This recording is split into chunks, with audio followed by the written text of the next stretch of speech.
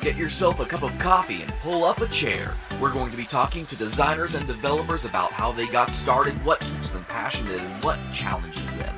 It's the best remedy for imposter syndrome. This is Build Process.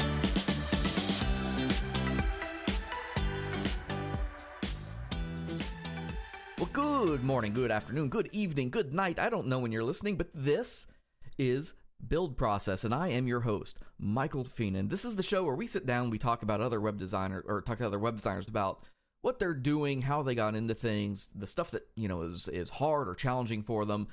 Just to let you know that, hey, we're all working hard on stuff. With me on this episode is my friend and yours, Mike Richwalsky. Hello, everyone. Thank you again. Thanks for having me on the show. My name is Mike. I have a long career in web development and marketing, mostly in higher education. I've worked at a couple different schools for a long time, a little bit in the private sector, and just kicking off on my own at a new kind of creative agency called Gasmark 8. So I'm really excited to get going on that adventure. Yeah, if that name sounds familiar to any of our listeners too, Gasmark 8 is the company that sponsored our podcast when we first kicked off the Drunken UX podcast, and we're trying to get things going. So they were the ones who were like, hey, we like what you're doing. We think it's going to be cool. Let us help you get it off the ground. So I want to extend a personal thanks to Mike for, kind of having that belief in us. And here we are today doing 8 shows a month and pulling in people, at least. we have more listeners now than we used to. So, well, I'll tell you what, we did it somewhat selfishly, as it's a great opportunity for me to learn. So I've learned a ton from all the episodes and the RTOs and all that stuff. So thank you for doing it. It's been a great learning resource. Yeah, so Mike, you mentioned that you've had a long career in web and web development. What was the sort of start of that? Where did Mike Richwalsky coder come from? Good question, because I've always had a very kind of technology, computery bent, from writing basic programs on the Apple IIe that we had in the house to just really taking to that a lot. Again, kind of mixing that side with the very creative side has kind of led me to this point. So when I was in college at Duquesne University in Pittsburgh, just kind of really, that was when the web was coming around, and we see these really long, weird computer, you can get all kinds of information. So just kind of was like, whoa, what? And so I went and bought a HTML for Dummies book.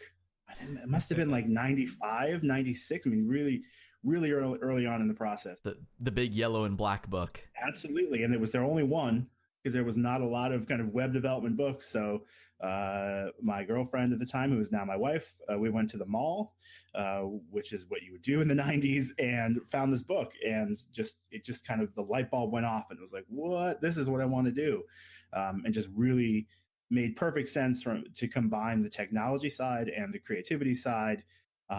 Really was just the perfect marriage. So kind of translated that into a job as a student, a work study job in Duquesne's new media lab at the time. So the chance to work with new technology, work with faculty on all kinds of technology projects, distributed media around campus. I mean, it was really the perfect kind of work study job to just really kind of ignite that passion. So before I graduated, the kind of webmaster job opened up, and I got the job. So I started actually full time before I graduated, doing the website for the university, and just kind of has really taken off from there.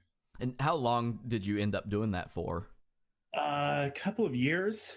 It was really, that first job, in addition to kind of doing website, all the website for the university, I also got to do a lot of e-learning and distance learning support. So got to really, again, work with faculty, which was great. In the very early stages of online learning, when we were using WebCT, which was pretty new.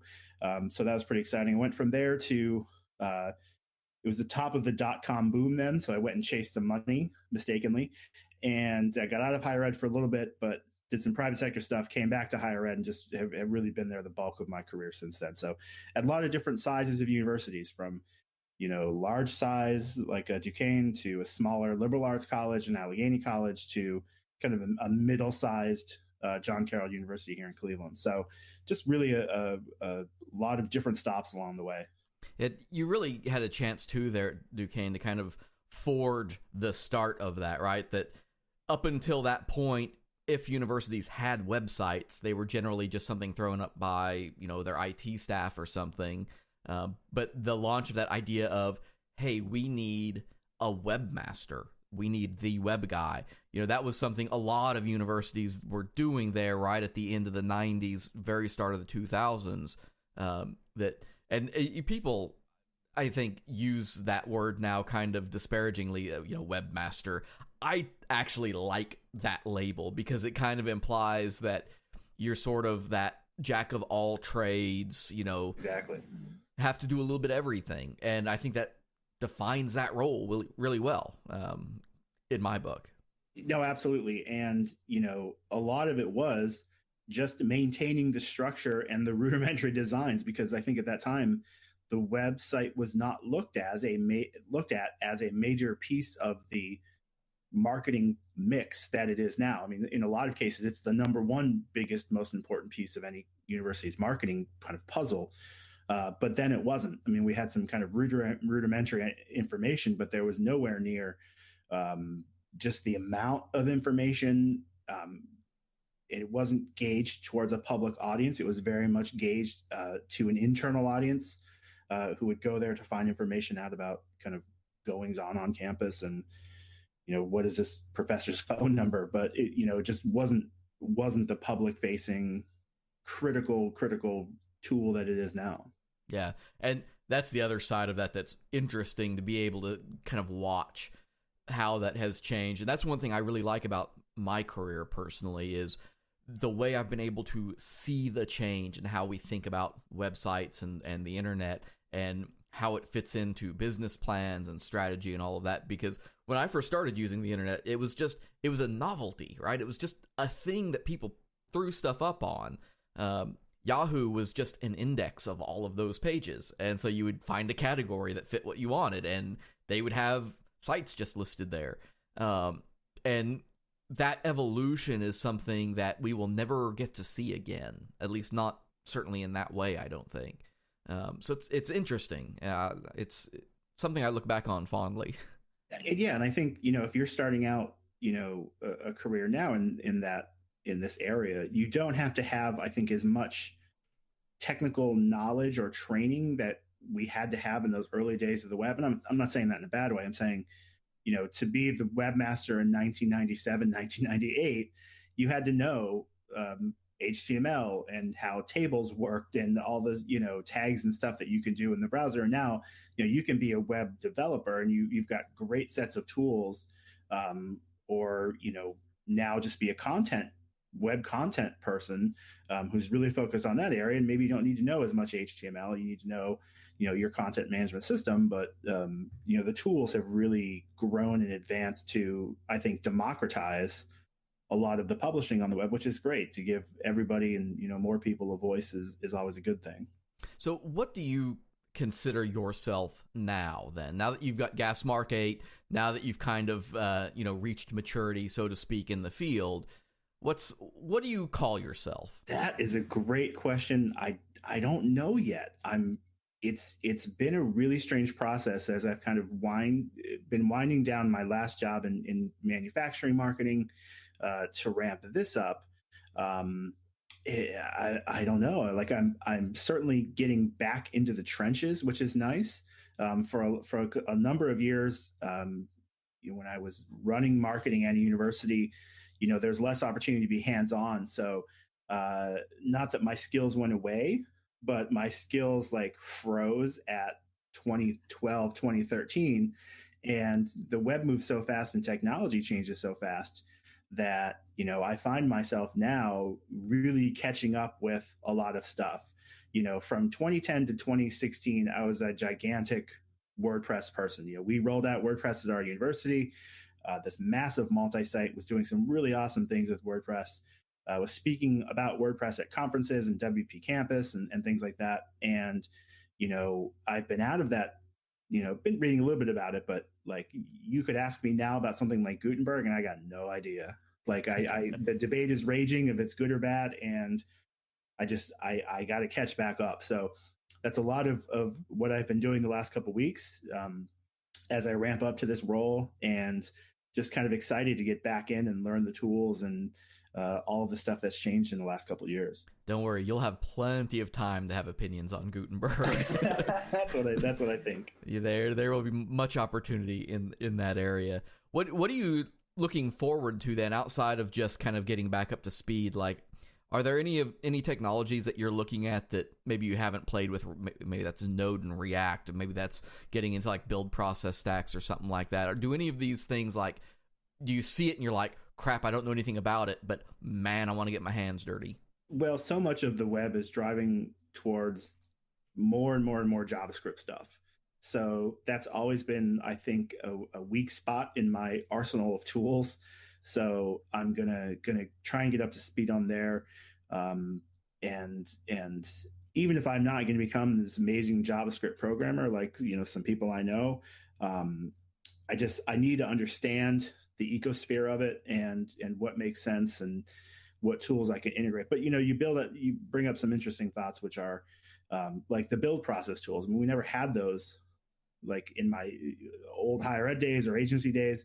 So to have these things and to be able to do a lot of the heavy lifting, to be able to automate a lot of that work is pretty exciting to really jump into those. I've looked at tools on the Mac like CodeKit that does some of that, but I'm really excited to sink into there to make my process more efficient and easier and less manual and less prone to mistakes like I've had, just in the past.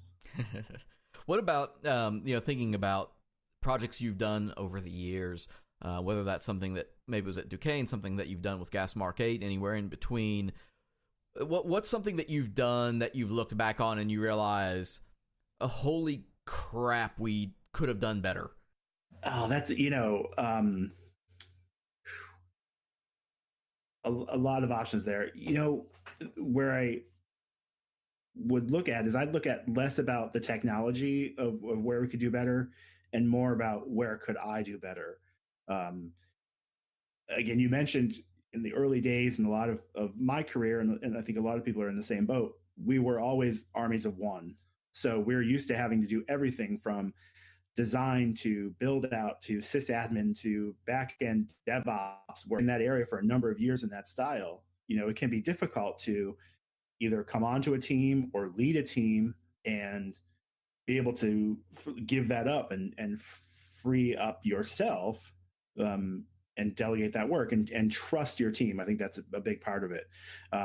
So when I started to manage a marketing team, and that's a wide-ranging set of skills and talents from writing to design to project management to other web folks, I really struggled with that at the beginning. So the projects were good, but they could have been better had I really gotten everybody involved. So that was kind of the wake-up call for me was, you can't do everything yourself. It's good to ask for help and give, the people on your team more, really support them more and give them more to do. Not that they had plenty of work, trust me, but to train them and cross-train them across lots of other fields. So yeah, that's, I think, something too that people underestimate, that difficulty in the transition, because I started the same way. I was the web guy for a reasonably good-sized university. Not huge, but certainly we had more than enough website for one person to do. I moved into the private sector where I became part of a team.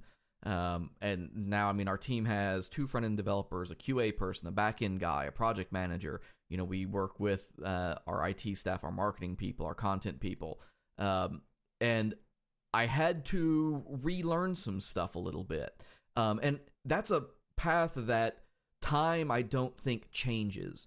Because so many folks, you're going to learn when you're young. You're going to be playing with websites when you're a kid just because you can, and it's free, and it's interesting if that's what you like. You're going to do some stuff on your own. You're going to go to college and make a website for a band or for, a local diner downtown or something like that. You're going to be an army of one almost without question. And eventually you're going to move up that ladder, and you're going to realize to get a better job and get more money, you're going to end up somewhere where you're likely working with at least one or two other people. And switching that gear is an interesting experience that if you're not prepared for it, it can certainly be, I think, jarring. And I've seen folks that have tried to make that switch and it just doesn't work. They're too used to their way. And that can go vice versa. That's not just somebody going from the person to one of many. It's if you leave a team and you have suddenly all this other stuff thrown on top of you, you're not used to, then it's like, if you didn't do that cross training, if you didn't learn some of those other skills and become a webmaster, it really becomes, overbearing for them. So that's, it's good advice, I think, across the board to be constantly thinking about what that career path looks like and what you need to be certainly prepared for. I think so. And I think, you've got to know too, that you're not going to come out of school or a program or something and really specialize in something day one. I think if you can really, like you said, get that broad set of skills, that will help you, I think, find your passion. And it's similar in a let's take medical school as an example. You're doing 4 years of general training before you pick a specialty. So, specialty, whatever. You don't go into medical school training to be a ear, nose, and throat guy. You go in there with your general background. So maybe a little bit you can train a little bit to be like a back end developer, but having a wide set of skills before you get to that point, I think just is really beneficial to give you that wide base and understand the process of what goes into a front end process, what goes into UX, what goes into IA, what goes into all these parts and pieces that come to the whole.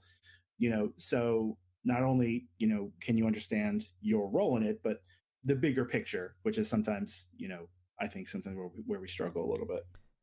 It makes me think a lot about analytics. That's one thing that you can be young and inexperienced and know how Google Analytics works, know how to make a report, and know how to put stuff together. Knowing the tool and maybe some of the math behind it is one thing, but it has it's taken me years of working with Google Analytics to get proficient at really deeply understanding the tool and reading those things. It's all numbers. It's all about how you combine and contrast your data, but there is a certain art to understanding the rhythm and tempo of that data and using it to start getting predictive and things like that. And that feels very similar to me, that it's like you can be very young, you can come out of school and be ready to get into that field, but it is definitely going to take you time and experience and patience before you're ready for the big highfalutin position around that, because things like that are hard and just take that experience to know. There's no way around it. I would look at something like SEO the same way. You could be writing content and blogging and doing whatever, and maybe you're doing some very rudimentary SEO. Maybe you've got Yoast plugin on your WordPress, which is a great start to help kind of understand those core content and those core skills. But you can't come out of be an SEO expert or really work at an agency that focuses on that. Day one, you got to build up to that and understand why Google and these search engines work the way they do and how you can drive your traffic. And that's, again, you build up to that over time. Yeah, the technical piece is really the easy part of it. The specs and stuff are not hard, but it's the application. Let's talk more specifically about, I mentioned what have you done that you didn't think went well? What's a project that you have worked on, and let's maybe pick something in the last couple years that you've done or put together that you're really proud of how that went, and what about it went well from your standpoint? Sure. So at John Carroll in our marketing team, I got to work a lot with our alumni office and team, who were great. And one day, the director of that office, Dave Vigito, came over and said, we really want to make a way for students to connect with our alumni at John Carroll, because the alums want to give back. And one of the ways they can do that is to provide some career and mentoring advice. So we did. We had a couple of great meetings talking about what could this look like and how could this work online to do online mentoring. So we built a WordPress website, and WordPress is a great tool to do that with some kind of custom post types and gravity forms. And we've got a couple hundred alumni mentors who submit their information and talk about they're interested in, they're an engineer and they work in this city and region, and a little bit about themselves. And students can go and kind of browse that directory and find somebody who matches their interests and skills and reach out to them. And it's not a mentoring relationship like a long-term thing. It can just be as simple as a student asking a question to an engineer in Chicago saying, what are some resources I should look for in Chicago? Or, you're in Chicago, who should I be talking to about internships? Like reaching people in the space in that geographical area. Or maybe they were both on the football team, like just to find somebody who has been through a similar experience for you when you're a student, reach out and get advice from an alumni mentor, just as a really powerful tool. So it checked off a lot of the boxes that we wanted, that we were interested in. It's not a huge time commitment for the mentors, so it's just it was a great experience. We've iterated a little bit as we've gotten feedback from students, and I'm glad that I've been able to continue to work on it and provide some support even after I left the university 2 years ago. So just to be able to stay connected with that has been great, and that's a testament to Dave and his team, that they really have their finger on the pulse of what their community of alumni is interested in, how they want to give back to their alma mater and to the students there. Yeah, what I love about that is this idea, and it's something that I've kind of pushed. I was a communication major in college, and I've always really latched on to that idea of, senders, receivers, signals, mediums, and messages. And for me, when I'm building a website, I've always interpreted the website itself as the noise channel. And that at the end of the day, anything I build is about getting a message to another person and trying to figure out what I can do to build that system to facilitate that as quickly and easily as possible, to reduce, overhead clutter, anything in that experience that will prevent somebody from doing that. And that idea of constantly emphasizing that I'm not building a product, I'm not building a platform, I'm building a system for two people to communicate.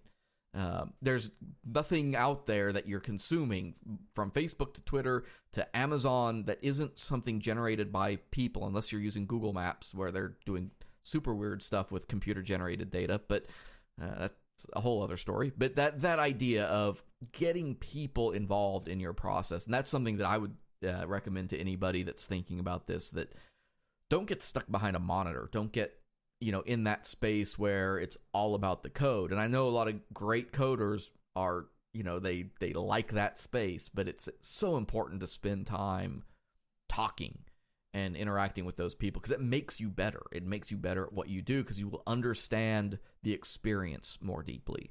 And the tools give you, as I mentioned earlier, kind of these things like WordPress, and a lot of these tools can really democratize the process. It's the same way in, like you mentioned, connecting person to person. And in higher ed, what we do a lot is we will often promote just certain alumni, the people who have given the most money or made the biggest impact. And that's fine. And we'll always do that. But, this has given our university a way to feature and connect with those people who aren't the major donors. They're the people a couple of years out of school or mid-career, or doing all kinds of different things, from service, careers, to nonprofits, to, NFL head coaches. It really is such a wide range of people that we've given access to these students to connect with, and they have a common bond in John Carroll, and they can kind of take it from there. So tools like that are great to democratize that process. We did something similar too with, crowdfunding for some student programs, whether it was service or educational opportunities. Like, really, we can bring some of those programs to the forefront, and it's not just major capital campaign fundraising or these really, really big donors. It's, hey, this group of students who have a project called the Labra Project, and they go and feed the homeless in Cleveland every Friday night. Like, they need like $2,000, and let's help promote that, and so they can get the resources to continue their outreach to the homeless in Cleveland. And tools like our crowdfunding program and some of those things just really, really brought that to the forefront, democratized it a little bit, and they're able to get some money into their group. So I like stories like that really make a difference. And when I was really ramping up kind of Gas Mark 8 stuff, I thought, let's focus on higher ed and nonprofit. And the kind of the slogan and tagline that jumped out to me was do good work, which is, we're doing high quality work, but let's work with those groups and things that are doing good in the community and help them reach those goals. So those are the type of projects that I've always just really gravitated towards and really want to do as we really start to ramp this up in the next couple months. Yeah. So as you move forward and you've talked about, getting into some new stuff and learning some of these new tools, what is your personal process as far as keeping up and figuring out, how you want to learn new things? Are you, do you like YouTube videos? Do you go to books, blogs, forums? What's your mental model for taking on new challenges like that? Yeah. A couple different ways. I mean, YouTube is one for sure.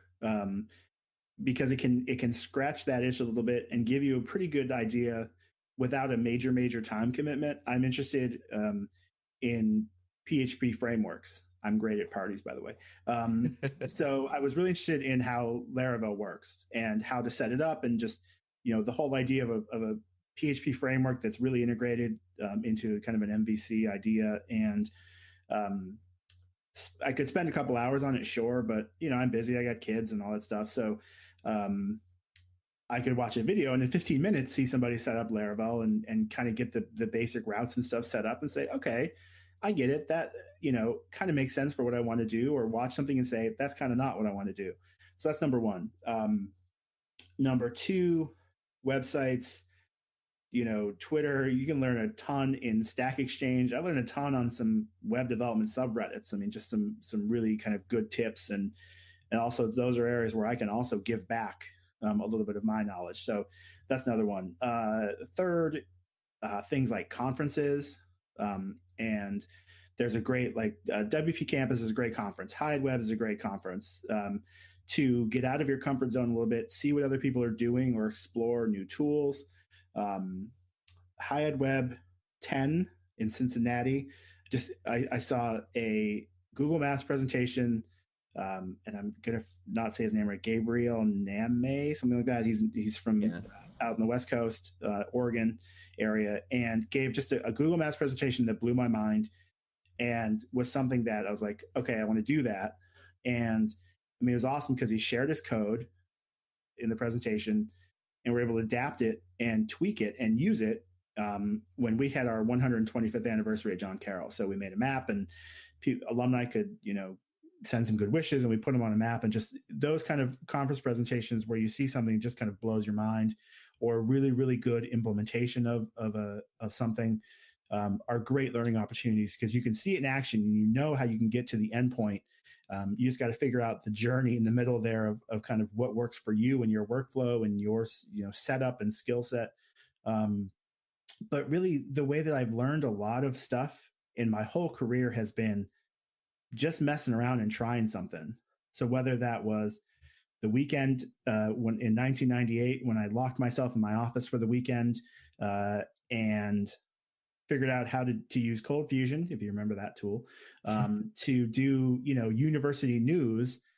That's been a great learning tool. I get something in my brain and it sits in there and floats around, and I think about it and gnaw on it, and then said, okay, I'm just going to try this. And that's been a great learning opportunity for me.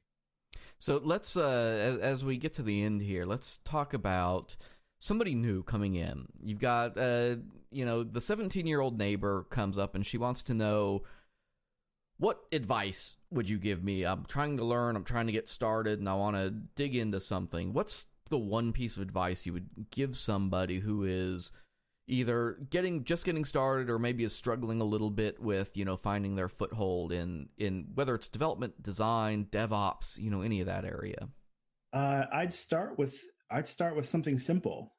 Start with even something as simple as like Blogger or WordPress.com, where you can get in there and you could see a tool. And I think that'll really start to help you understand what it does and a little bit about how it works. And once you're used to kind of how WordPress works or whatever, you can jump into, hosting WordPress yourself and tweaking it and just, finding as you build stuff and just try stuff out.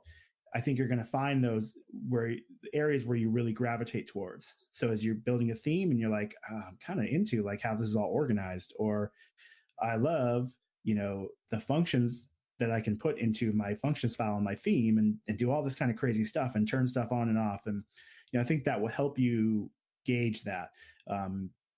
So as you go, and you can find what you like and what you do, but you're just going to learn by building stuff. And even if no one sees it and it's garbage, do it and put it in a folder somewhere on your hard drive, and you don't have to look at it. But, the more you build and the more you try and figure out, the better off you will be. What I'm encouraged about is that, educating kids, I'll say kids nowadays, sound all fuddy-duddy, but, the education about these tools and using technology and just how it impacts the world today is happening in a younger and younger time in school. And that I'm really excited about that. So I've got my oldest son to be a junior in high school, and he's taken a couple of media production. He took a social media management class. He's doing intro to Creative Suite this fall. Like, that's awesome. We never had that in high school. So, I'm excited that these kind of tools and skill sets are being kind of added and baked into curriculums, because those are just skill sets that are going to help whatever kind of career you come down. Chances are it's going to touch technology. I don't think you can name it a career today that, is not impacted by it. So the earlier they learn these tools, more than just playing Fortnite, but if you can learn how the tools work and why they work and have a rudimentary understanding of it coming out of high school, that's awesome. That's great. And he's, I'm not pushing him in a career path, or, I'm really letting him find himself and what he wants to do. But I think he's really gotten into the web and shooting video and stuff like that. He's gotten involved with the school, and that's great. I'm so excited. I'm going to encourage him, and I'm so glad that he has the opportunity in his high school. They have those kind of courses. I would have loved to take those courses. That'd have been awesome.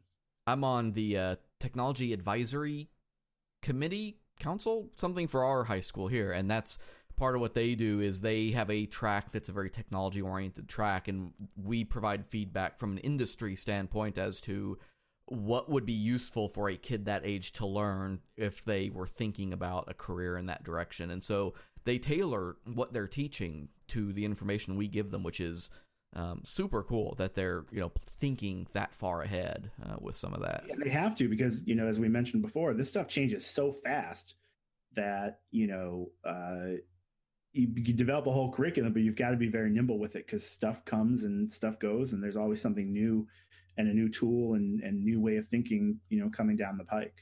Well, Mike, I want to leave the floor to you before we go. I want you to let everybody know where they can find you, what you've got coming up, what's going on, what you want them to know about you. Take a couple minutes and get everybody on the Mike Richwalsky train.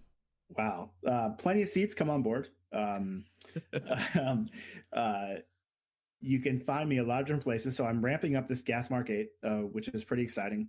If you need some help with anything, let me know. The website is Gasmark8. That's the number 8, gasmark8.com. Also on Twitter at Gasmark8. Really starting to ramp up now that I'm kind of in this role full time here. I'll ramp up the website and some of the content stuff that I've been working on, just haven't had time to do yet, but now I've got time. So you can find me there. On Twitter, I'm at Richwalsky on Twitter. And I've got a blog called High Ed Web Tech, which I've been doing since, I don't know, like 2008, which is kind of crazy, 2007, 2008. And so I've got hundreds of posts there on all sorts of web development, marketing topics, social media stuff, just, stuff. Again, I like to share what I've learned. I've learned from a lot of great people, so I want to share that knowledge. So that's where, go to the blog and get a ton of info. But yeah, that's the kind of the train. The train's heading down the tracks here in a new and exciting direction, and I'm really excited, and I'm really nervous at the same time. I'm a creative developer and visual person, and music and all that stuff, and I'm scared and excited to do the run a company side and the business side, because I don't have a strong background in that, or the sales side. So I'm going to get to wear a lot of hats, which is exciting. But yeah, I'm excited to see where this goes. So you can follow me on any of those mediums and keep up with what I'm up to, or shoot me a question. I'm happy to answer anything that you can think of. And we'll be sure to have links to all of Mike's stuff in the show notes. You'll be able to stop by drunkenux.com. We'll have his Twitter and the link to Gasmark 8 and all of that stuff set up there. Until next time, be sure to tune in on Wednesdays. We have a new real-time overview where we round up all the news and articles and tutorials and stuff from around the web, at least as much of it as we can in 10 minutes. And then every other Monday, a new episode of the Drunken UX podcast. Mike, thank you so much for joining us on this episode of Build Process. And the only thing I have left to say is to make sure our listeners know to keep their personas close and their users closer.